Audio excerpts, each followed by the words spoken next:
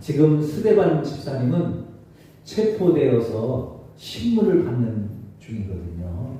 그 신문 받는 중에 자기 변론을 해야 되는데 자기 변론 시간에 지금 복음을 전하는 거예요. 그 설교를 하고 있는 겁니다. 지금 우리가 매주 그 설교를 듣고 있지요. 스데반은 설교를 하면서 복음을 전하면서 제일 첫 번째로 아브라함을 이야기를 했습니다. 하나님이 갈대아 우르에 살고 있는 아브라함에게 찾아가셔서 그를 부르시고 그에게 믿음의 비전을, 가나안의 비전을 주셨습니다. 아브라함은 그 하나님이 주시는 비전, 눈에 보이지 않고 손에 잡히지 않지만 어디로 가야 되는지 또 모르지만 갈 바를 알지 못하는 가운데서도 하나님의 인도하심에 순종해서 이제 가나안 땅에 들어오게 되었지만 가나안 땅에 들어오면 당장 천국이 열릴 줄 알았는데 그곳에서 땅 한 평도 주시지 않고 자녀를 주신다고 했는데 하늘의 별처럼 바다의 모래처럼 주신다고 했는데 자식 하나 주시지 않고 오히려 후손에게 이 땅을 주리라고 하시면서 그 후손이 그 축복을 받기 전까지 400년간 종노릇을 해야 된다는 그 말씀을 듣게 됩니다. 그런데요, 아브라함은 그 약속의 말씀을 믿고 그 하나님의 말씀에 기가 막힌 말씀이잖아요. 보이지도 않고 손에 잡히지도 않는 말씀을 믿고 여기까지 왔는데 땅 한 평 주지 않고 400년 후에 줄 거다. 그것도 400년 후에 주는데 400년 동안 종노릇을 하게 될 것이다. 이 이야기를 듣고 신앙을 포기하고 싶은 사람들이 많을 거예요. 근데 아브라함은 그 말씀을 믿고 하나님 앞에 할례를 받고 믿음의 사람이 되었다는 겁니다. 또 요셉의 이야기를 하면서 요셉은 형제들의 시기를 받고 애굽에 팔려갔지만 애굽에서 하나님이 주시는 지혜로 하나님이 주시는 비전을 따라서 살면서 그 노예 생활 가운데서도 하나님을 믿고 신뢰함으로 애굽의 총리 대신이 되어서 그곳에서 애굽 땅에서 얼마나 추앙을 받으면서 삽니까? 죽어서도 영원히 그가 인정받을 수 있는 그런 총리 대신의 위치에 있었지만 이 요셉은 그러나 하나님이 주신 우리 증조 할아버지 아브라함에게 주셨던 그 비전 소망을 따라 나는 내 유골은 꼭 가나안 땅에 묻어다오 하는 그 가나안의 소망과 비전을 가지고 살면서 자신의 인생을 마감했다고 말씀을 전하고 있죠. 그리고 지난번에 모세의 이야기를 하면서 모세는 버림받는 인생을 살았지만 그 버림받는 인생 가운데 하나님의 은혜가 있었다 하는 이야기를 이제 말씀을 드렸습니다. 오늘 두 번째로 모세가 그 하나님 버림받은 가운데서도 하나님의 은혜를 받고 살면서 모세가 새로운 하나님 주시는 비전을 가지고 살아가는 가운데 그 비전을 가지고 뜨거운 열정으로 살아가는데 그 가운데 모세가 착각하는 그 신앙의 착각으로 인해서 얼마나 많은 시행착오를 겪어야 했고 얼마나 많은 인고의 세월을 지나야 했는지 이제 그 말씀을 나누면서 우리가 하나님 앞에 신앙생활을 해나가는 가운데 때로는 우리의 열심이 때로는 우리의 헌신이 방향이 잘못되면 새로운 또 이 착각을 하게 되면 얼마나 큰 어려움을 겪게 되는지를 깨달으면서 우리가 늘 하나님 앞에 바른 믿음으로 바른 신앙의 방향을 따라서 하나님의 인도하심을 따라 걸어가는 우리의 모든 신앙이 될 수 있게 되시기를 주님의 이름으로 축원합니다. 먼저 비전이 좋다고 다 좋은 것은 아니라는 것이죠. 오늘 본문 23절에서 이렇게 말씀합니다. 나이가 40이 되매 그 형제 이스라엘 자손을 돌볼 생각이 나더니 모세는 어릴 때 바로의 공주의 아들로 입양이 되어 들어갔습니다.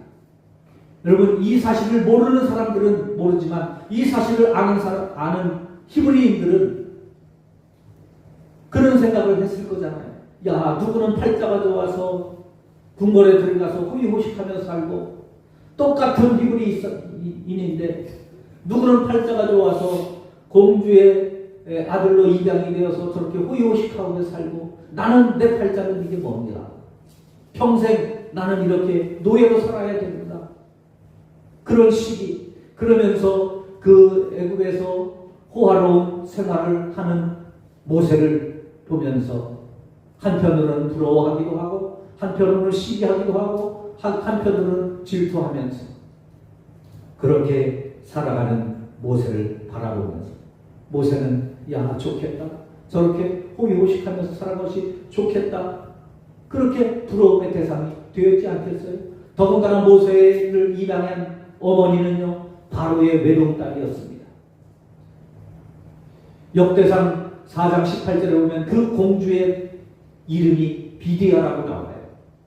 그 비디아 공주는 바로의 외동딸로서, 그 외동딸의 아들이기 때문에 바로의 입양했지만 손자로 바로 왕이 죽으면 그 뒤를 이을 후계자로 세움받는 이제 아주 중요한 위치에 있는 자리였습니다. 그런데 나이 40살이 되었을 때 모세가 그 좋은 자리, 바로의 공주의 아들의 자리, 바로의 후계자가 될 가능성이 가장 큰 그 자리를 박차고 내 동족, 내 민족,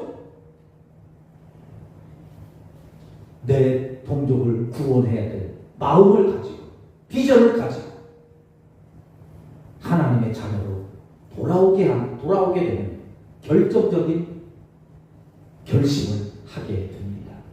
여러분, 이 얼마나 놀라운 비전입니까? 그 비전을 품기 위해서 모세는 모세의 모든 안락함을 다 포기해야 됐어요. 모든 호화로움을 다 포기해야 됐어요. 모든 부귀와 권력을 다 포기해야 하는 것입니다. 내 동족 이스라엘 백성, 그들을 돌봐야 되겠다, 그들을 애굽의 노예 생활에서 건져내야 되겠다는 비전을 품고 사명감을 가지고 민족을 살리고자 하는 열망의 비전을 가졌습니다. 더군다나 모세는 그동안 애굽의 궁궐에서 배웠던 수많은 학식, 그리고 경험, 노하우, 그가 가지고 있었던 인맥, 그가 가지고 있었던 권력, 힘, 누구 하나 모세를 뛰어넘을 그런 스펙을 가진 사람은 단 한 사람도 없습니다. 그런 모세가 모든 학문을 섭렵하고 정치, 행정, 군사 모든 면에서 뛰어나고 리더십도 무술 실력도 탁월했던 그 사람이 하나님의 비전을 위해서 내 인생을 도구로 드리겠다고 하는 그 결심과 그 각오가 얼마나 놀라운 것입니까? 그 결심을 품었을 때 마침 밖에 나갔다가 자기의 동족 히브리인들이 억울한 일을 당하는 것을 보게 됩니다.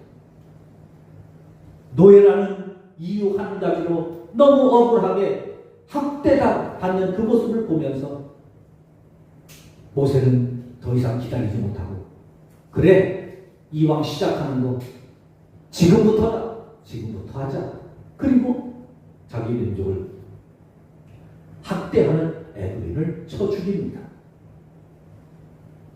그리고 동족을 구하지. 여러분, 얼마나 통쾌한 일입니까? 억눌렸던 동족의 한을 풀어주니 얼마나 고마운 일입니까? 아마 유대인들은 이제 우리에게도 자유가 합니다.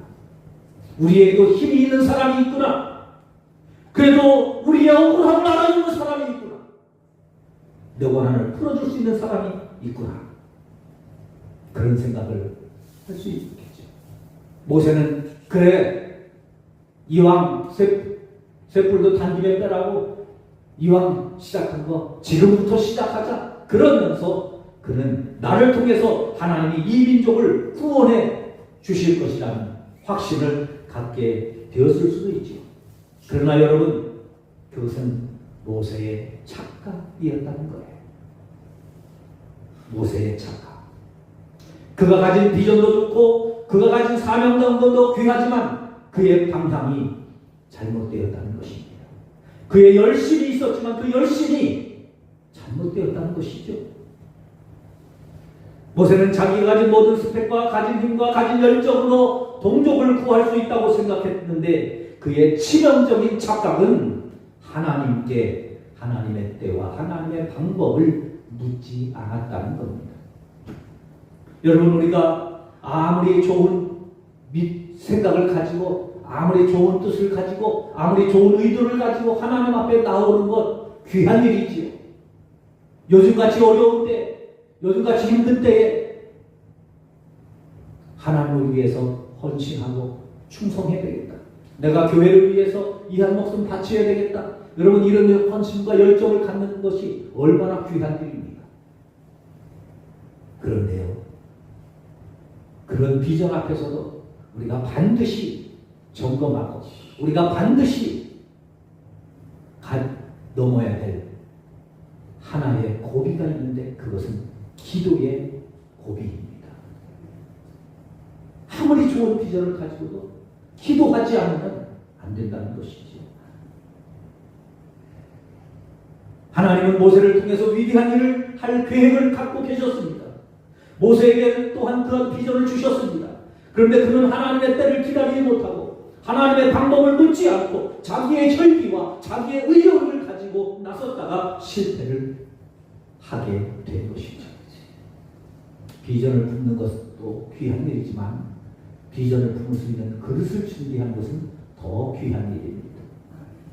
특별히 여러분, 다음 주에 임직을 받으시는 이제 성도 여러분, 내가 임직자가 되는 것도 중요하지만 그 임직자의 직분을 품을 수 있는 그릇을 하나님 앞에 만들어가고, 하나님, 제가 안수집사로, 제가 권사로 어떻게 하나님을 섬겨야 됩니까? 이 질문, 이 기도를 끊임없이 하나님 앞에 드릴 수 있게 되시기를 주님의 이름으로 축원합니다.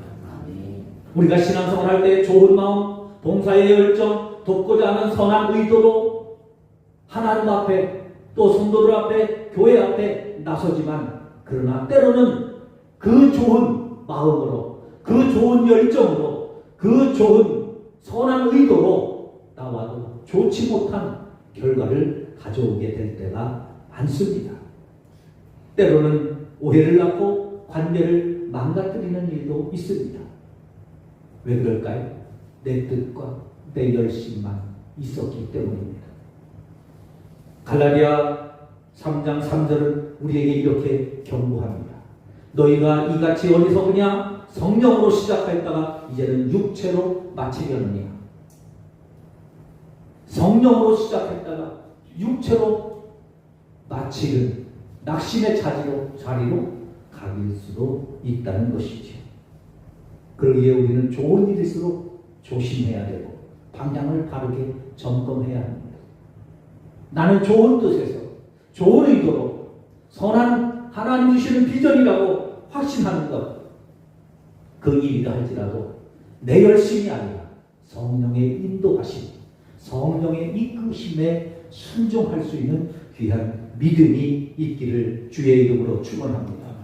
성령의 이끄심은요, 그래서 교회 공동체 같은 마음을 품게 하고요, 같이 이해하고 받아들이도록 그렇게 이끄시는 거예요. 그래서 신앙생활은 기다리는 것이 중요합니다. 기다리는 것이 중요해요. 성령의 시간, 성령의 때, 성령의 인도하심을 기다립니다. 그래서 우리는 성령의 기름 부으심을 늘 사모해야 되는 줄로 믿습니다. 하나님 앞에. 그래서 교회는요, 빨리 가는 공동체가 아니에요. 같이 가는 공동체입니다. 할렐루야. 같이 가는 공동체. 이스라엘 백성들은 조급하지요. 400년을 참았어요. 400년을 기다렸어요. 400년 동안 하나님 인내하면서 기다렸어요. 그런데요, 모세가 하나님의 때를 기다리지 못하고 40년이 더 연장되는 거예요. 40년. 80대 때 부름받잖아요. 이스라엘 백성들이 출애굽을 했어요. 출애굽을 하면서 하나님 주신 비전을 따라 갑니다. 그런데 같은 마음, 하나님의 비전을 따라서, 하나님의 인도하심을 따라서 온 히브리인들이 출애굽을 했지만, 그러나 출애굽에서 가는 과정 속에서 급히 서두르는 사람 고라와 다단과 아비람과 온 이들 때문에 다시 광야 생활이 40년이 또 연장됩니다. 또 연장됩니다. 여러분, 비전도 중요하지만 더 중요한 것은 성령의 인도하심입니다. 성령의 인도하심. 성령의 인도하심. 아나니아와 삽비라가 비전이 없었습니까? 믿음이 없었습니까? 열정이 없었습니까? 헌신이 없었습니까? 희생이 없었습니까? 아니에요. 다 있었어요. 그런데 방향이 잘못됐을 때 그들은 하나님 앞에 외면당하고 버림받아 희생을 당한 것이지. 성령의 시간, 성령의 인도하심 앞에 겸손히 순종하며 나아가는 우리 모두가 되시기를 주님의 이름으로 축원합니다. 두 번째로, 내 맘 같지 않다는 거예요. 내 맘 같지 않다. 한번 따라해 보실까요? 다 내 맘 같지 않더라. 다 내 맘 같지 않더라. 오늘 본문 25절입니다. 그는 그의 형제들이 하나님께서 자기의 손을 통하여 구원해 주시는 것을 깨달으리라고 생각하였으나 그들이 깨닫지 못하였더라. 모세는 자기가 얼마나 이 귀한 일을 합니다. 얼마나 이 중요한 일을 하는 거예요. 이 일을 위해서 모세가 그 모든 것을 다 포기했잖아요. 그러면 사람들이 와, 모세가 우리를 위하여 이렇게 대단한 일을 하는구나, 이렇게 엄청난 일을 하는구나 알아줄 줄 아는 거예요. 알아줄 줄 아는 거예요. 그런데 사람들은 못 알아보는 거예요. 안 알아주더라는 거예요. 여러분, 하나님 앞에 신앙생활을 하는 가운데 남들이 알아주겠지, 목사님이 이 정도 하면 알아주겠지, 내가 이렇게 헌신하면 장모님이, 권사님이 좀 알아주겠지, 기대하지 마세요. 내 마음 같지 않습니다. 못 알아줘요. 못 알아줘요. 못 알아줘요. 제가 그래도 성도님들이 헌신하는 거 좀 알아주려고 이렇게 하는데도 그게 잘 안 돼요. 그래서 가끔 제가 집에서 저희 아내한테 한마디 듣는 것 같은데, 아유, 성도님들이 이렇게 했으면 좀 이렇게 좀 알아주지, 그걸 그 말 한마디를 이렇게 왜 못해줬냐. 그게 쉽지 않아요. 그래 본인은 오죽하겠어요. 알아줄 줄 알았는데, 내가 이렇게 힘든 가운데서도, 내가 이렇게 아픈 가운데서도, 내가 이렇게 밤새도록 잠 못 자는 가운데서도 하나님 앞에 나와서 기도하고 헌신하고 봉사하는데 못 알아주더라는 거죠. 그게 모세의 착각이었다는 거예요. 알아줄 줄 알았어요. 사람들의 반응은요 전혀 달랐어요. 오히려 거절당합니다. 오히려 밀어내면서 누가 너를 우리를 다스리는 자와 재판하는 자로 세웠느냐 하면서 적대감을 드러내는 거예요. 알아주기는 도사하고 적대감을 드러냅니다. 자신은 목숨을 걸고 도와줬는데, 모든 것을 희생하면서 도와줬는데 나도 애국 사람처럼 쳐 죽이려느냐? 그러면서 모세를 공격하는 거예요. 그 선한 의도가, 그 좋은 희생이 인정받기는커녕 오히려 불신의 대상이 되더라는 거예요. 그래서 사람 내 맘 같지 않다. 내 맘 같지 않다. 아무리 좋은 일을 해도 내 맘 같지 않습니다. 내가 좋은 뜻으로 한 말 오히려 오해가 되기도 하고요. 내가 진심으로 다가갔는데 상대방은 외면해버리고요. 다른 데는 몰라도 그래도 교회인데, 교회에서만큼은 그래도 내 맘 같지 않을까? 아니요. 아니더라는 거예요. 자녀를 키우면서 내가 이렇게 고생하면서 내 마음 이해하겠지? 천만의 말씀. 자녀가 성인이 되어서 결혼해서 자식을 낳으면 내 마음 알아주겠지? 조금 알지만 천만의 말씀입니다. 배우자와의 관계에서 내가 말하지 않아도 당연히 알겠지? 착각입니다. 저 고개를 이렇게 흔들잖아요. 직장과 사업장에서 이 정도면 나를 인정해 주겠지? 만만의 콩떡입니다.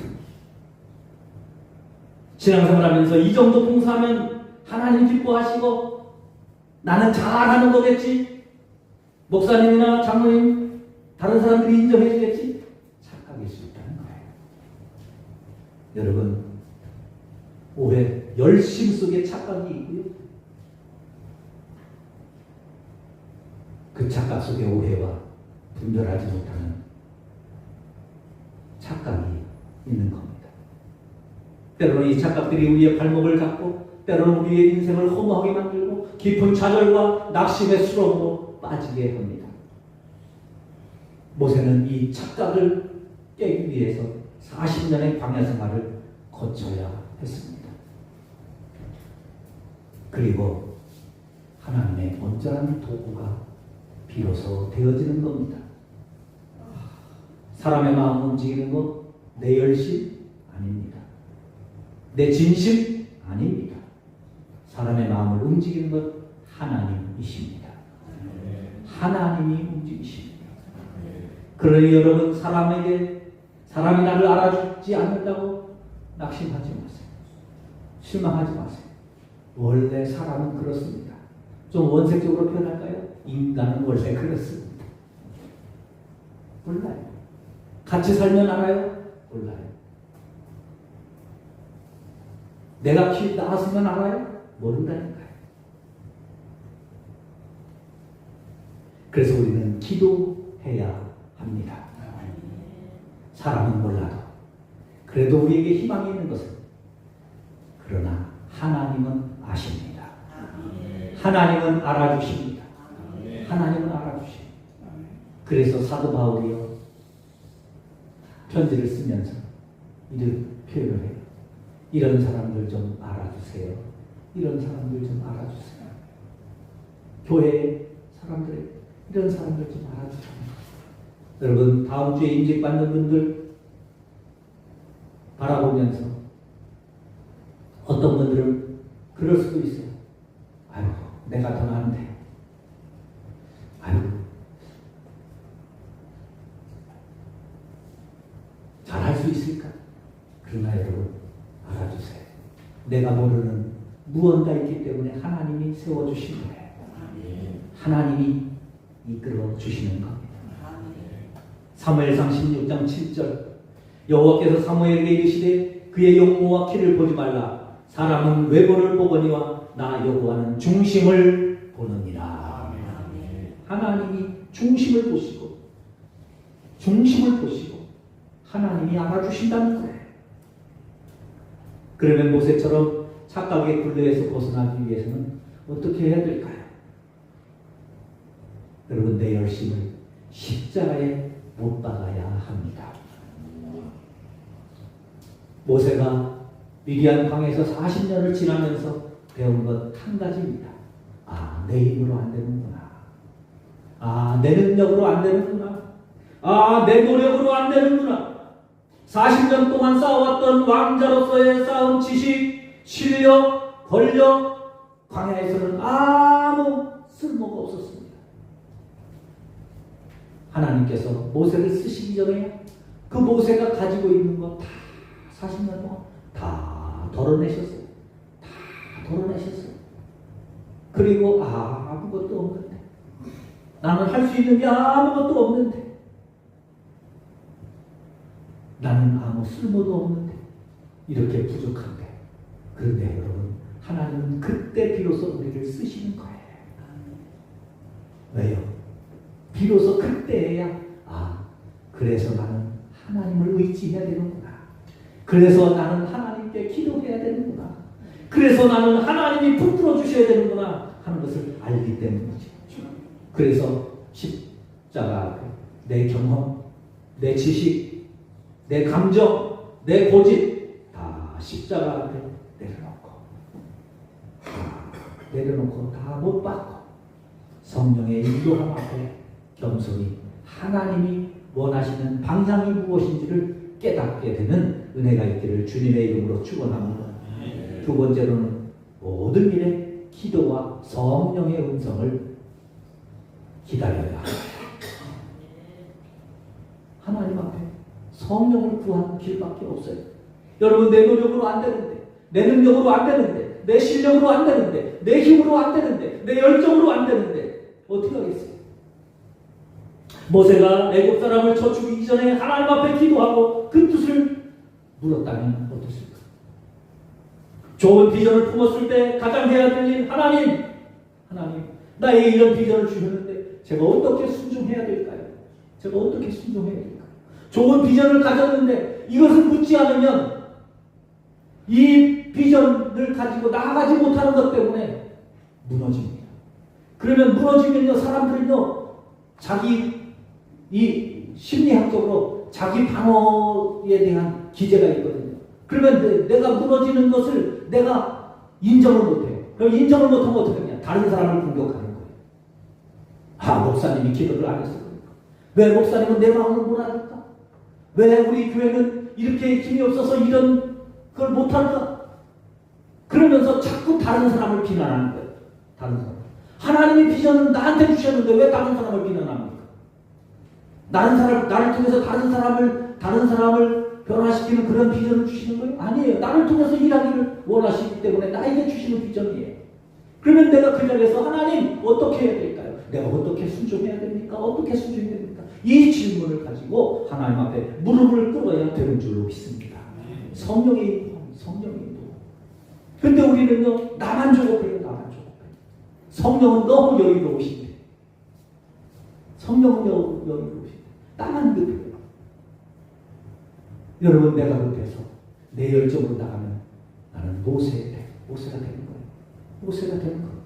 좋은 의도, 좋은 뜻, 좋은 헌신으로 결국은 실패하는 것입니다. 내 열심이 아닌 성령의 인도하심, 그 성령님을 기다려야 됩니다.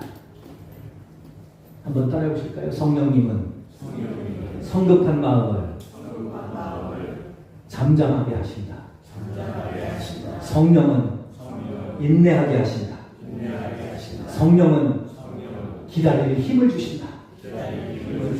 할렐루야. 이거 기억하세요. 아무리 좋은 비전도 방향이 중요합니다. 그래서 우리는 하나님보다 앞서지 말고 하나님의 방향 물어야 됩니다. 성령의 인도하심을 기다려야 됩니다. 아무리 좋은 기도 다 내 맘 같지 않습니다. 그것을 인정하고 사람의 마음을 움직이시는 분 하나님이시기에 하나님 앞에 기도해야 합니다. 우리 모든 교회 공동체 모든 성도님들은 하나님이 쓰시도록 우리의 믿음의 그릇을 잘 준비해서 내 열정 가지고 착각해서 낙심하지 않고 내 열정과 내 비전과 내 소망을 가지고 하나님 앞에 무릎을 꿇고 기도하며 기다리며 기대하며 나아감으로 출애굽의 역사를 같이 이루어가는 놀라운 역사가 있기를 주님의 이름으로 축원합니다.